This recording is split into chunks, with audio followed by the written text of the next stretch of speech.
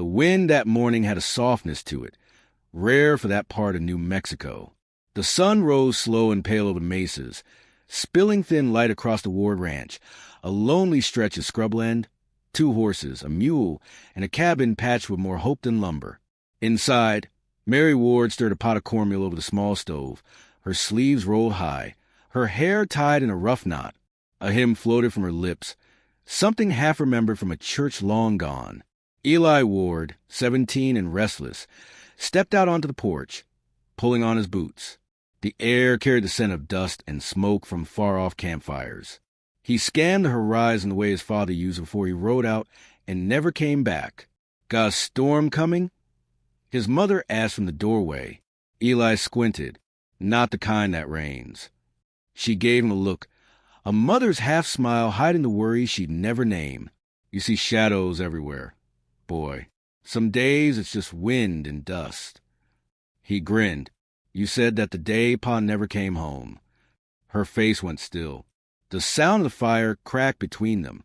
I said get the water trough filled, she said finally, before the sun makes fools of us both. He went without another word. That was how things went between them.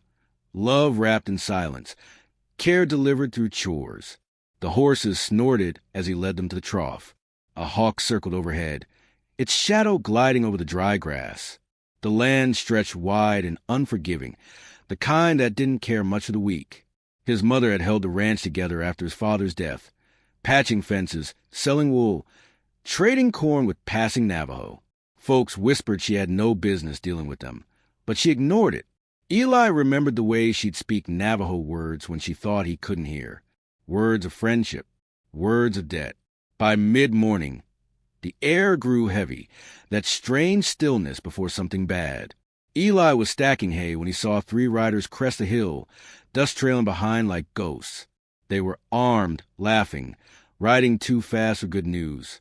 One of them, big shoulders, hat pulled low, carried the easy slouch of a man who knew power and liked using it. Eli's got twisted. "Ma," he called, "riders coming." She stepped onto the porch, squinting, her face drained of color, when she saw the lead man. "Inside," she said. "Who are they?" "Men who don't deserve names." The riders came fast, Deputy Harlan Pike in front, his badge catching the light.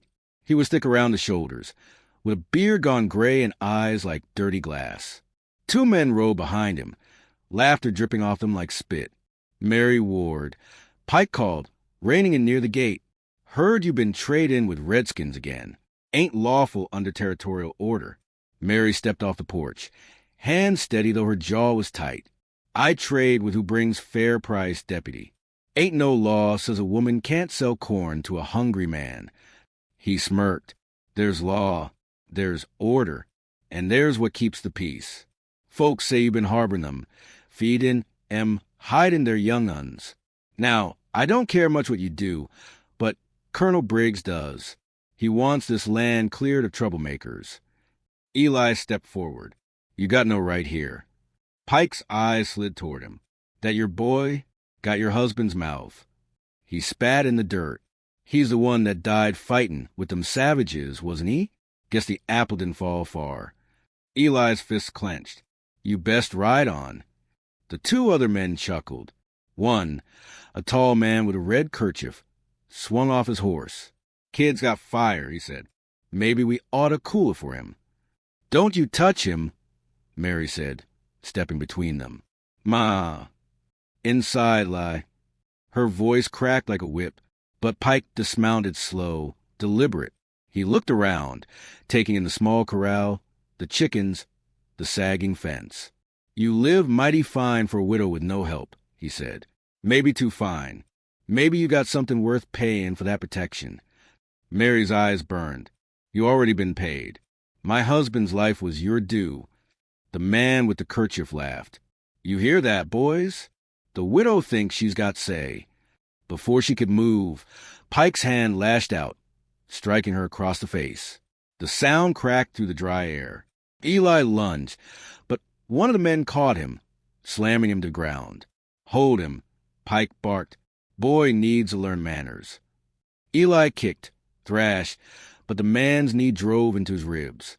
He gasped as Pike grabbed his mother by the hair, forcing her to her knees. "You should have kept your head down, Mary." She spat blood at his boots. "You'll answer for this." He sneered. "Ain't nobody left to answer to." The first blow from his boot caught her in the side. The second took her down. The men laughed, hard, ugly sound that scraped the air. Eli's vision swam red. He tore free for half a second, enough to grab a rock and swing.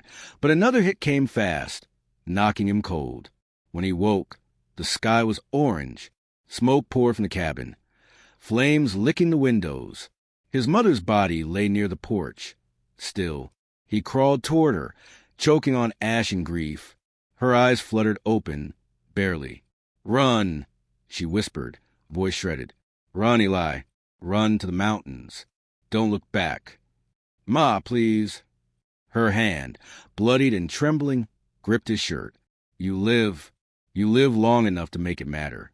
The riders mounted again, laughing as they left. Pike turned once, his face lit by fire.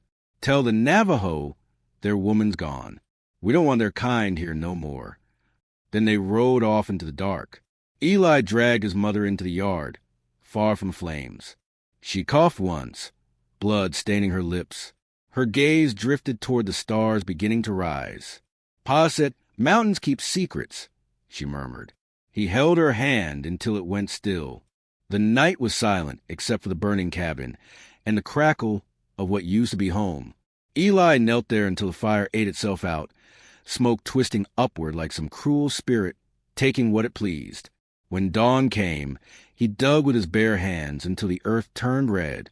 He buried her beneath the cottonwood near the stream. The grave was shallow, but it was all he could manage. He laid her wedding ring on top of the dirt. Then he looked east, the way the men had ridden, and swore he'd remember every face. Eli walked for hours, the world a blur of dust and grief. His side burned where a blow had landed. His throat was raw from smoke, but his mind burned brighter than the pain. Every step away from the ranch was a promise. By midday, he reached the creek that wound through the foothills. He drank until he vomited, then drank again. The water tasted of mud and ash. He washed his face, his hands, his mother's blood from under his nails, but it clung to him all the same. He followed the stream upward into the rocks.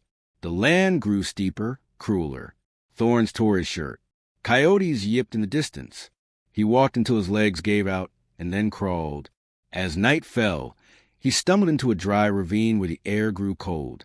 He saw faint carvings on a stone, old Navajo markings, spirals, and arrows. He remembered stories his mother used to tell.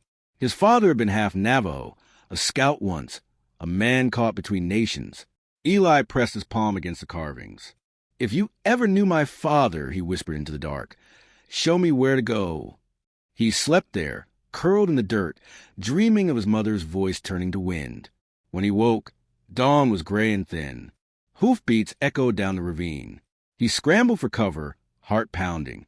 2 riders approached, Navajo men, their ponies sure-footed, their faces calm. One pointed a spear toward him. The other dismounted slowly, eyes narrowing as he studied the boy's face. "You are the woman's son," the man said in rough English. "The one who traded corn by the river." Eli nodded, too weak to stand. The man knelt, touching the bruise on the boy's cheek, then looking toward the distant column of smoke still rising from the plains. "They came again," he said softly. "Always they come." Eli's lips cracked as he spoke. "Help me, please." The man turned to his companion, said something in Navajo. The second rider nodded. They lifted Eli onto one of the ponies, wrapping him in a blanket. As they rode into the high mesas, the air changed, cooler, cleaner, smelling of pine and stone. The world below seemed far away, unreal. Eli tried to speak, but couldn't. The words burned in his throat. One of the riders glanced back at him. "Rest," he said. "You are safe now." Eli's eyes closed, the rhythm of the horse lulling him. But somewhere deep in his chest, a vow formed like steel. "They took my mother. I'll bring the storm they can't survive." The Navajo camp appeared ahead, hidden among red cliffs, smoke curling from fires, children running between stone shelters. Drums echoed faintly, a steady heartbeat in the distance. As they carried him through the camp, faces turned to look, men, women, elders whispering about the pale-skinned boy with the eyes of fire. He fell into unconsciousness just as the sun crested the ridge, and the wind through the canyons carried the promise of what he would become. When Eli woke, his throat was dry as bone, and the air smelled of smoke and cedar. He lay beneath a woven blanket inside a Navajo hogan, its low walls made of logs and packed earth. A woman sat nearby grinding herbs, her face calm but unreadable. "You live," she said softly in broken English. "You are the son of the corn woman." Eli tried to sit up, but pain seized his ribs. "My mother," his voice cracked. The woman's eyes lowered. "We know." He turned away, eyes wet. Outside, voices rose, sharp, rhythmic, the sound of men arguing. Through the doorway, he saw a circle forming, elders, warriors, women. At their center stood Chief Neza, tall, spare, his black hair streaked with gray, his eyes deep and watchful as canyon shadows. Eli staggered out, clutching his side. The murmurs stopped. All eyes turned to him, the half-blood, the orphan, the ghost dragged from smoke. Chief Neza spoke in Navajo, his words steady but cold. A younger man translated. "The chief says you bring trouble. White men burn your home, kill your mother. Now they will come for us, too." Eli lifted his head. "I didn't bring them. They brought death to me, to her. I only want to learn how to fight."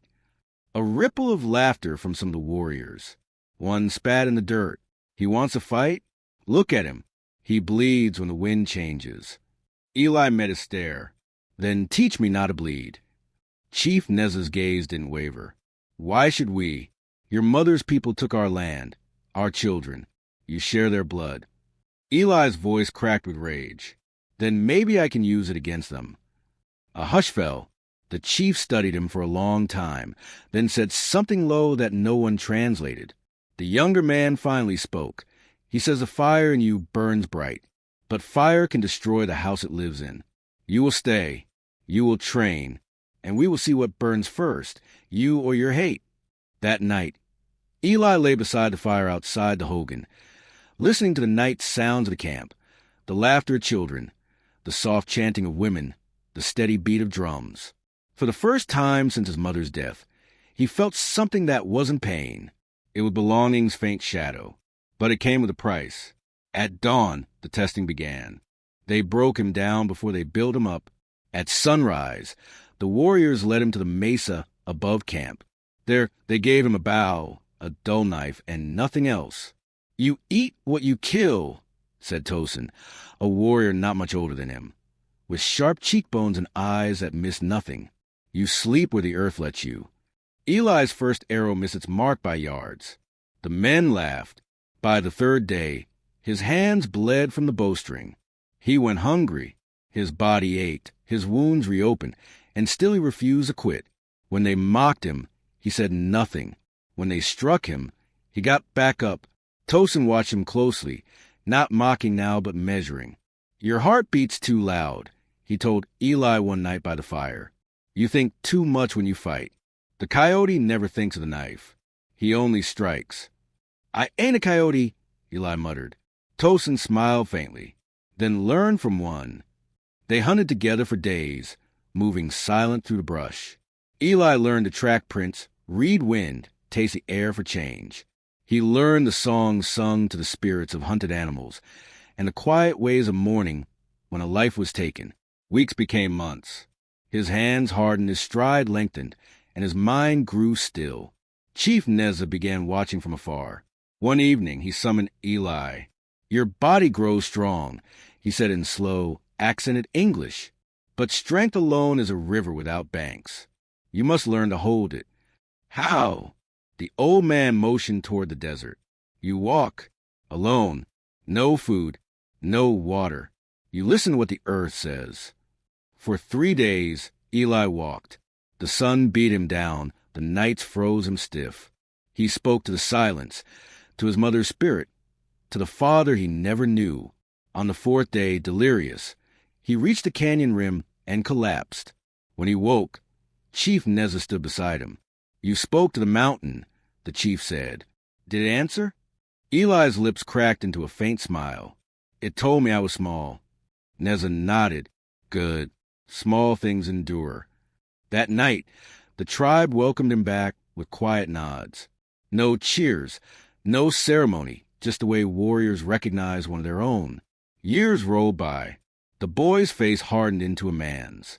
His eyes carried a weight older than his age. He learned their language fully, spoke their proverbs, sang their songs.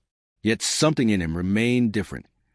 The part that remembered the sound of boots on wood, a woman's scream, a badge glinting in firelight. When the U.S. Army rode near their lands, Eli would go out a scout, pretending loyalty to both sides, learn the white man's routes, their orders, their weaknesses. He brought that knowledge back to Neza, and the chief used it to keep his people alive. But peace was a fragile lie. One autumn morning, a rider came fast from the north. His horse was foaming, his face pale beneath the dust. He slid off the saddle before the council fire, gasping words in Navajo that made every head turn. Tosin translated for Eli. Soldiers raided a camp by the river, burned everything, killed the women, took children east. They were led by a white man with a scar. Eli went still. A scar, across the jaw, just like Harlan Pike's. The world around him blurred. The campfire's smoke turned to the smoke of his mother's burning home. He stood, trembling with fury. Chief Neza's eyes met his. "You know this man." Eli nodded. "I do." The chief studied him a long time. "Vengeance blinds the eagle that hunts." "Then I'll hunt blind," Eli said. Neza did not argue. He simply turned to Tosin. "Gather the warriors. If the white soldiers bring fire, we bring the storm." That night the moon rose huge and red, staining the cliffs like blood. The entire tribe gathered in the open clearing, the warriors bare-chested, their faces painted in streaks of white and black. Drums pounded slow, deep, like a heartbeat that belonged to the earth itself. Eli stood among them, wearing the ceremonial beads Chief Neza had given him. Across his chest, lines of ash and clay formed a river pattern, the symbol of passage and transformation. Chief Neza stepped forward, staff in hand. His voice rose in Navajo, rich and sonorous. Tosin translated quietly beside Eli. He says, "Tonight the mountains listen. Tonight we name those who will ride to war, not for revenge, but to restore balance." Eli's eyes burned. Balance? There's no balance when they kill children. Neza turned to him, eyes fierce. "Then make it. But remember, the mountain sees your heart. If you fight for hate, it will bury you. If you fight for the dead, it will guide you." Eli dropped to one knee. "I fight for her, for all they took." The chief placed a hand on his shoulder. "Then rise, Tialani Ayazi. Grasp boy no longer. You are now So, the great snake that strikes from silence." The warriors pounded their spears against the ground, a sound like thunder. They painted their ponies, prepared bows and rifles scavenged from the soldiers they'd once fought. The women wrapped food and water in cloth bundles. Children watched wide-eyed as fathers whispered blessings over them. When the fires died down to embers, Eli walked alone to the cliff's edge overlooking the valley. Below, he could see faint lights of the settlements, the same ones built on blood and graves. Tosin joined him quietly. "You ready?" Eli didn't look away from the horizon. "I was ready 8 years ago. I just didn't know it yet." Tosin smiled faintly. "We ride at first light, 300 strong. You lead us." Eli nodded once. "She'd want me to." When the sun broke the next morning, the warriors mounted up in silence. The horses pawed the earth, breath steaming in the cold air. Feathers and beads rattled in the wind. Chief Neza raised his staff. He shouted something that echoed across the canyon walls. The warriors answered with a single cry, raw, fierce, unbroken. Eli rode to front. His eyes found the horizon again, the same hills where his home had burned. He could still see it, still smell it. "Let's go bring her peace," he said. The sound of hooves filled the dawn, rolling like thunder through the valleys. The dust rose behind them, turning gold in the morning light. And for the first time in years, Eli felt alive, not because the pain was gone, but because he finally knew what to do with it. He rode beneath the blood-red sky, a war band of 300 behind him, their shadows long and sharp across the desert floor. Each mile brought him closer to the men who'd taken everything. Each breath brought him closer to the reckoning. The boy who had fled through smoke and tears was gone. In his place rode a storm the world would never forget. The wind carried dust across the broken plains as dusk bled into night. Coyotes howled far off, their cries mixing with the steady, rhythmic thud of hooves. The boy who'd once watched his mother's blood soak into the dirt now rode at the head of 300 Navajo warriors. He was no longer a boy. His face had the lean cut of a man who'd lived through fire and hunger. His eyes, cold and measured, carried a memory of one thing: revenge. Behind him stretched a sea of riders, Navajo men armed with bows, rifles, and the iron stillness of those who had buried too many loved ones. Their paint glimmered faintly in the twilight, streaks of white and crimson under the starlit sky. No war cries yet, only silence, the kind that builds before a storm. He raised a hand, and the column stopped. The sound of horses breathing heavy filled the stillness. Ahead, down in the shallow valley, sat Hell Creek, a cluster of shacks and one sagging saloon that once seemed so mighty to a scared child. Now it looked small, rotten, a ghost of the place that had broken his mother. He dismounted slowly, boots crunching on dry earth. Beside him, a tall Navajo war leader named Tsico nodded. They had fought side by side in battles against raiders, soldiers, hunger, and death itself. Tonight would be their last fight together. Tsico said quietly, "You remember their faces?" The young man nodded. "Every one." Tsico's gaze was steady. "Then tonight, you bury the past, or it buries you." The boy, no, the man, looked toward the distant flicker of the saloon's light. Music drifted faintly through the wind, laughter echoing like ghosts. The sound clawed at something deep in him. The last time he heard that laughter, his mother had screamed for mercy. "Spread out," he ordered. His voice came calm, steady. "No fire, no noise. We wait until the lamps burn low." The warriors melted into the dark, their silhouettes vanishing behind ridges and sagebrush. The man stayed where he was for a while, staring at the town. In his hand, he held a small silver brooch, his mother's, once torn from her dress by the men who beat her. He'd carried it through every hardship, every wound. It was the only piece of her that hadn't been stained with blood. He slipped it back into his coat pocket and whispered, "For you, Ma." A cool wind rose from the valley, rustling the grass. Somewhere, a door slammed. A dog barked and went silent. He touched the scar on his forearm, the one from the night he'd tried to pull her away, and mounted up again. By the time the moon climbed high, the town had gone quiet. Only a single lamp burned in the sheriff's office, the same office where his mother had been dragged and left for dead. He nudged his horse forward. 3 riders followed, a silent wedge of shadows. They moved like ghosts through the street. The man swung down from his saddle and stepped onto the creaking porch of the sheriff's office. The door was half open. Inside, Sheriff Boyd sat behind his desk, boots up, bottle in hand. His beard was grayer now, but those eyes, hard and mean, hadn't changed. The man's shadow filled the doorway.